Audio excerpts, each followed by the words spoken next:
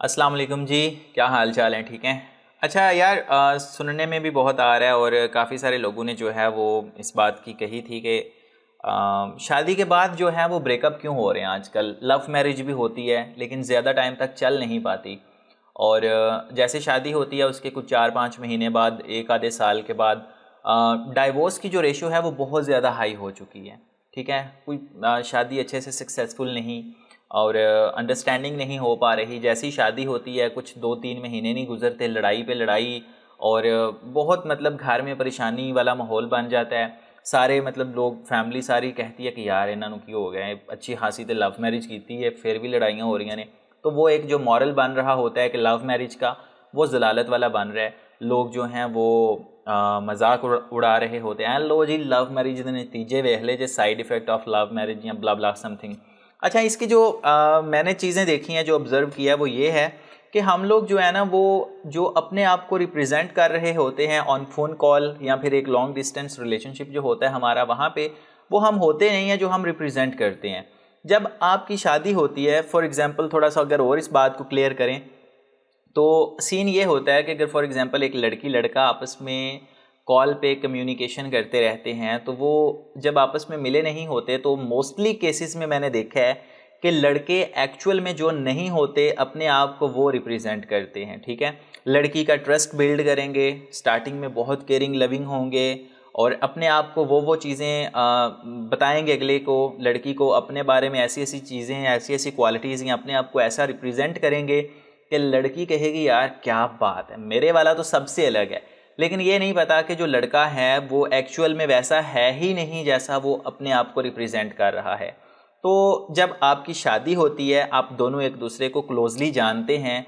जाहिर है जब शादी होगी आप 24/7 एक दूसरे के पास होते हैं। घर में मोस्टली आपका टाइम गुजरता है, अगर आप काम पे नहीं तो आप घर में होते हैं। नई नई शादी होती है तो वैसे भी बंदा बीवी के पास रहता है, तो थोड़ा वो नई शादी वाला माहौल होता है ना। तो जब आप क्लोज होते हैं तो तब आप एक दूसरे को अच्छे से जानते हैं। फिर लड़के ने जो जो बातें की होती हैं, क्योंकि जो झूठ होता है, जो असलियत नहीं होती, वो ज़्यादा देर छुपती नहीं है। रियलिटी जो है वो सामने आ ही जाती है। 1 महीना लगेगा, 2 लगेंगे, 3 लगेंगे, कितनी देर अपने आप को यार हाइड करके रख लोगे। तो जब वो एक्चुअल चीज़ें सामने आना शुरू होती हैं तो लड़की का माइंड कंफ्यूज हो जाता है। अक्सर केसेस में लड़कियां भी ऐसा करती हैं कि वो जो होती हैं अपने आप को वो रिप्रेजेंट नहीं करती या बहुत हाइड रखती हैं या बहुत लिमिटेड सी अपने आप को शेयर करती हैं दूसरे के साथ, अगला बंदा समझ ही नहीं पाता। तो मैं किसी स्पेसिफिक जेंडर को टारगेट करके नहीं बात कर रहा, ये दोनों लोगों के ऊपर अप्लाई होगा रूल। ठीक है, तो जब आप अपने आप को प्रॉपरली एक दूसरे के साथ शेयर नहीं करते तो आपको पता नहीं चलता। जब आप अटैच होते हैं, क्लोज होते हैं, तो फिर आपकी असलियत सामने आती है। वहाँ से फिर प्रॉब्लम्स क्रिएट होना शुरू हो जाते हैं। फिर लड़की बोलती है जी तुमने तो मुझे बड़े ख्वाब दिखाए थे, चांद तारे तोड़ के लाने की बातें होती थी, ये होता था, हम ये करेंगे, हम वो करेंगे, अब करो। अब लड़का फंस जाता है क्योंकि उसने खाली हवाओं में वो क्या कहते हैं, हवाई तीर छोड़े होते हैं, तो वो कहीं आते जाते तो है नहीं, तो काम ख़राब हो जाता है। तो मोस्टली केसेस में फिर आ जाके जब आपकी आपस में नहीं बन पाती तो बात जो है वो डाइवोर्स तक पहुंच जाती है। तो वहाँ से फिर प्रॉब्लम्स क्रिएट होना शुरू हो जाती हैं, फिर घर, पूरी फैमिली डिस्टर्ब। फिर जहाँ पे लव मैरिज होती है वो भी पता नहीं कितनी मुश्किलों से जो है वो लव मैरिज हो रही होती है। पूरे पूरे ख़ानदान नाराज़ होते हैं और एक लड़की लड़का जो है वो बस राज़ी होते हैं। तो फिर एट दी एंड जो है वो भी आपस में सही नहीं रह पाते। तो मैंने जो चीज़ नोट की है, आपका एक दूसरे के साथ प्योर और जेन्युइन होना जो है ना, ये बहुत ज़्यादा ज़रूरी है। ठीक है, अगर आप अपने आप को रियलिटी बेस्ड अपने आप को शेयर नहीं करेंगे तो बहुत मुश्किल है, बहुत कम चांसेस हैं कि आपकी जो रिलेशनशिप लाइफ है, जो शादी वाली लाइफ है, वो बहुत लॉन्ग लास्टिक हो।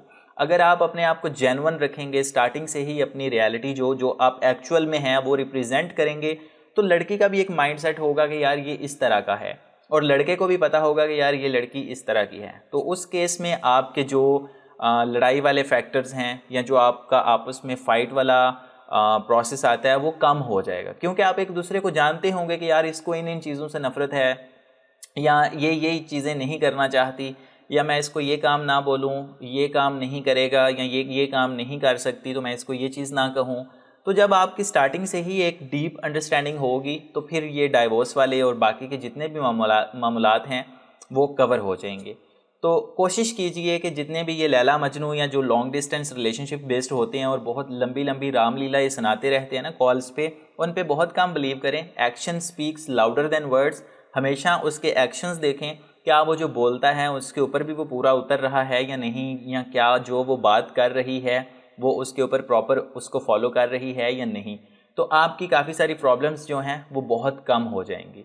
तो ये कुछ छोटे से पॉइंट्स थे, मैंने कहा आप लोगों के साथ शेयर करूं, शायद कि किसी के दिल में उतर जाए मेरी बात। तो और ऐसी कोई बात नहीं, अगर इसमें मज़ीद कोई इस चीज़ को, इस रिलेशन को इम्प्रूव करने की टिप्स हों या कुछ ऐसी एडवाइस हों जो कि आप शेयर करना चाहें, तो आप कमेंट्स में मेरे साथ ज़रूर शेयर कीजिएगा। मुझे भी कुछ सीखने को मिलेगा और बाकी सारे लोग जो कमेंट्स पढ़ेंगे उनको भी जो है वो कुछ सीखने को मिलेगा। तो मैं तो हमेशा कुछ ना कुछ नया सीखने के लिए जो है वो बेताब बेचैन रहता हूँ। तो मुझे बहुत खुशी होगी अगर आप मेरी मज़ीद रहनुमाई कर देंगे। तो ये कुछ वीडियो मैंने आप लोगों के साथ शेयर करनी थी। तो अगर अच्छी लगी हो तो इसको लाइक कीजिएगा, और जहाँ जहाँ पे ये प्रॉब्लम्स बनी हुई हैं ख़ास करके वहाँ पे ये वीडियो को ज़रूर शेयर कीजिए, ताकि वो लोग इस चीज़ को समझें और अपने मेंटालिटी को, अपने माइंड को एक दूसरे के साथ एडजस्ट करें, कॉम्प्रोमाइज़ करें और अपने रिलेशन को सेफ़ एंड सिक्योर करके एक प्रॉपर तरीके से उसको चलाएं। तो मुझे उम्मीद है कि वीडियो आपको अच्छी लगी होगी। दुआओं में याद रखिएगा। इंशाल्लाह मिलते हैं किसी अगली वीडियो में। Till then keep watching, keep learning, keep sharing, keep smiling. अल्लाह हाफिज़।